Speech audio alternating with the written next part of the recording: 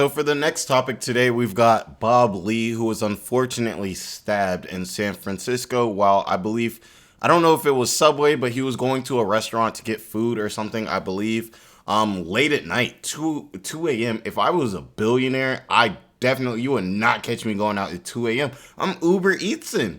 I'm calling up the personal assistant. Hey, I need you. You're getting paid well, you know? So I don't really understand that, especially too, if I was a billionaire, I would be moving with security. You know what I'm saying? But, San Francisco, I'm pretty sure is a pretty safe place. They have a problem with people breaking into cars and things like that.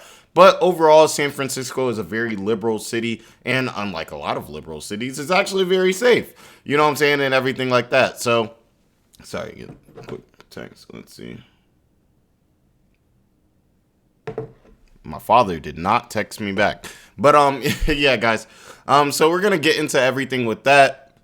See what was going on. See if there's any more facts in this situation and everything like that.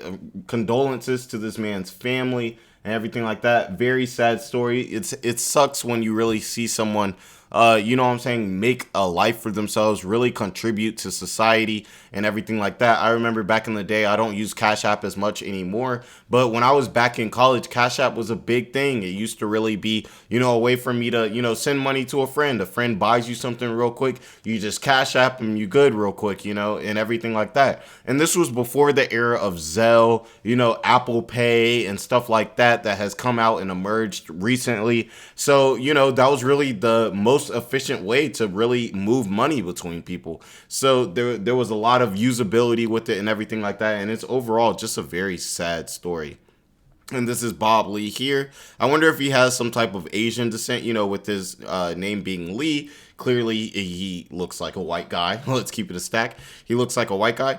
But yeah, let's see what's going on. Now, it says Bob Lee, a technology executive who funded the mobile payment company Cash App and previously worked at Square. You guys know Square Cash. Past Tuesday after he was, in downtown San Francisco, according to his family. Very sad story. The San Francisco Police Department said officers responded to a report of around 2:35 a.m. This man was out at 2:35 trying to live his best life. They found a 42-year-old man with, wounds.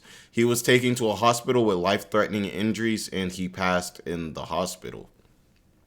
Now, authorities did not name the man, but Lee's father and brother identified him as the victim. They said Richard Lee said he worked harder than anyone and was the smartest person I've ever known. He will be missed by all of those that knew him. It's really sad when somebody actually goes out, they make a life for themselves, they make a life for their family, they do things that, you know what I'm saying, this is more than the 1%. He's a billionaire, he's a 0.00% of people, and they go out to some tragic violence like this. It just lets you know the world can be a very unforgiving place, and that's why me and all of you watching, we should definitely have a high level of appreciation just because we're breathing. You know what I'm saying? I know somebody was saying in the comments, like, take a shot every time I say, you know what I'm saying? I'm working on it, guys. I'm working on it. But I will hit a shot because I did say, you know what I'm saying. Do you know what I'm saying? Now it says, thank you for those who reached out in his support. The two men had been living in Miami since October after moving there from California, his father said in the post. They had grown especially close after his mother passed in 2019, and they could not immediately confirm why the executive was back in the Bay Area. So I didn't know this. He's actually stationed or lives in Miami, so he must have been visiting. Maybe he had a I don't know why he would go to San Francisco for vacation. Maybe he was vacationing or just getting some business done. Maybe he had some meetings. He's a billionaire. So, billionaires can have meetings all over the world. You know what I'm saying? Normally, they're on the move, so it's very sad. Now it says, I'm saddened and disheartened to lose my brother, Tim Oliver Lee wrote on Facebook. He really was the best of us. I was so fortunate to grow up with him, and I feel like I've lost a part of myself. Wow. Now it says Bob Lee had been working as the chief product officer of the cryptocurrency mobile coin. He previously served as chief technology officer of Square, now known as Block, a financial technology startup co-founded by the former Twitter chief Jack Dorsey. He went on to create Cash App, a money transfer service. He was also an investor in Elon Musk's SpaceX venture as well as other tech firms. I didn't know that he was actually an investor into SpaceX. Such as the social audio app Clubhouse, according to his LinkedIn profile. He used the handle Crazy Bob for his LinkedIn and Twitter pages. In a statement Wednesday, the founder and chief executive of MobileCoin said that he passed away and praised his business acumen. He did not specify the cause of the death. I didn't mean to say that. But he was a dynamo or force of nature. He was the genuine article. Okay. He was made for the world that is being born right now. He was a child of dreams, and whatever he imagined, no matter how crazy, he made real. Ridiculous. In a Twitter thread, Goldberg said Lee was like a brother to him and praised the technology executive as brilliant, visionary with a kaleidoscopic mind. No arrests appear to have been made as of early Wednesday. I really hope they find this guy. For sure. Police declined to release any more information about the crime when contacted by NBC News because of the homicide is an active investigation, referring questions about the victim's identity to the city medicinal examiner. Now, if you guys haven't heard of Coach Greg Adams on YouTube, great guy, check him out. I love watching his live streams. He made something very apparent when he was saying it's very interesting, a billionaire getting, deleted in this type of way and the dude hasn't been found 50 hours later seems a little bit strange, and everything like that, handprints, everything like that. And he was saying possibly this could be a kind of, what would you call it? A theory that with the emergence of cryptocurrency, it's not possible for there to be these type of money transacting services because cryptocurrency is essentially built for that reason. So, that's kind of the whole conspiracy theory where it's like, okay, maybe, some of these crypto companies or the government may have played a part in this because they know that somebody who has an app like this is a direct threat to that type of innovation that they're trying to start. It's just a theory. I wanted to put it out there. Just a theory. I don't believe that at all or anything. I think this might have been senseless violence. But at the same time, we don't know. Was anything stolen from him? Was he robbed? Was he mugged? Was he just, what I'm saying? Was there a situation? Why, everything like that. Hopefully we can get some more information on the subject. Now, the medical examiner's office said it had no information to disclose or further comment at this time.